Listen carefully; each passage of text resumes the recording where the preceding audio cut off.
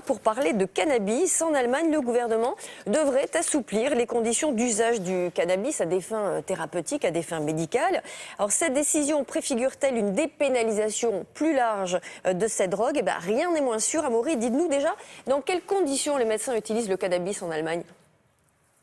Bonjour Laurence, bonjour à tous. En Amaury. fait, le cannabis thérapeutique, ça existe depuis 2008 en Allemagne, c'est donc assez récent. C'est un composant, le cannabis, qui rentre dans la composition donc de 3 médicaments, 3 antidouleurs qui sont prescrits pour des pathologies lourdes, voire très lourdes, comme la sclérose en plaques. Le problème, c'est que sur ces 3 médicaments, un seul est aujourd'hui remboursé par les caisses d'assurance maladie.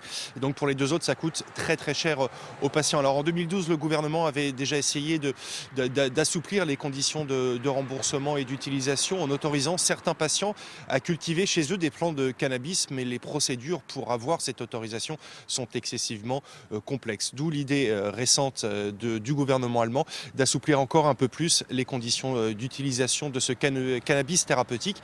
Alors qu'est-ce que ça va changer concrètement pour les patients? On va voir tout cela dans ce sujet réalisé avec Brice Boussoir. Chaque jour, le même rituel. Une dose de cannabis qu'il prend comme un médicament. Après un grave accident il y a 12 ans, ce patient souffre de douleurs chroniques. Le cannabis le soulage comme aucun autre traitement, mais cela a un coût, 900 € par mois. Je ne peux pas me le permettre, car le cannabis que je reçois à la pharmacie n'est pas remboursé, pour moi ou les gens dans la même situation. Ils sont près de 300 dans ce cas-là en Allemagne, mais pour eux les choses vont bientôt changer. Le gouvernement prévoit de rembourser le cannabis thérapeutique sans pour autant étendre son usage. Ça concerne les gens gravement malades qui ont vraiment besoin d'un traitement à base de cannabis. Il faut qu'ils soient bien pris en charge et pour cela, on doit créer au plus vite les bonnes conditions juridiques.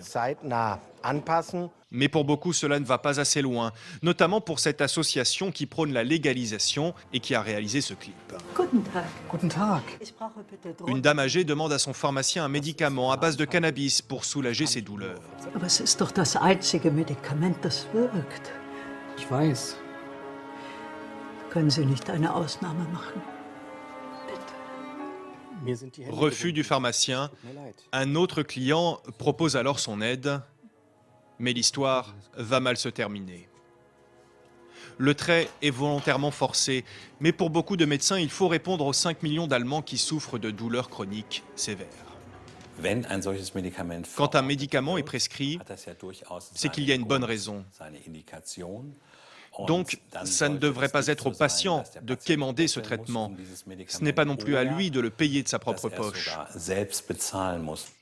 La nouvelle législation sur le cannabis thérapeutique sera mise en œuvre l'année prochaine, mais impossible de savoir combien de patients seront concernés. Alors Amaury, on peut se demander si actuellement en Allemagne, il y a un plus vaste débat sur la dépénalisation du cannabis. Oui, sur le cannabis donc récréatif, consommé là comme une drogue. Alors la loi en Allemagne est assez stricte, aussi stricte qu'en France, même si elle est appliquée de façon plus ou moins sévère par les différents Länder. Mais le débat a été relancé ces derniers mois, notamment ici à Berlin. La maire écologiste d'un arrondissement de la ville a plaidé pour l'ouverture de points de vente officiels de cannabis aux abords d'un parc très célèbre à Berlin qui est un peu gangréné par le trafic de drogue. À Francfort, le conseil municipal a ouvert des consultations, un débat tout à fait officiel sur l'opportunité ou non de légaliser la consommation de cannabis. Voilà pour ces différents signes et différentes évolutions, mais tout cela reste pour l'instant de pure forme, car en matière de drogue, tout se décide en fait au niveau fédéral. C'est le Parlement qui va décider ou non de changer la loi, et il est fort peu probable qu'il le fasse, car aujourd'hui la majorité des Allemands sont opposés à la légalisation du cannabis récréatif, même si 30% d'entre eux, quand même, un tiers des Allemands, plaident aujourd'hui pour l'ouverture de coffee shops, comme on peut le voir dans d'autres pays, notamment aux Pays-Bas. Merci Amaury, on a appris quelque chose. Cannabis récréatif et thérapeutique, c'est pas la même chose. Je ne savais pas que ça s'appelait comme ça. Merci beaucoup Amaury en direct de Berlin. On va passer à la revue de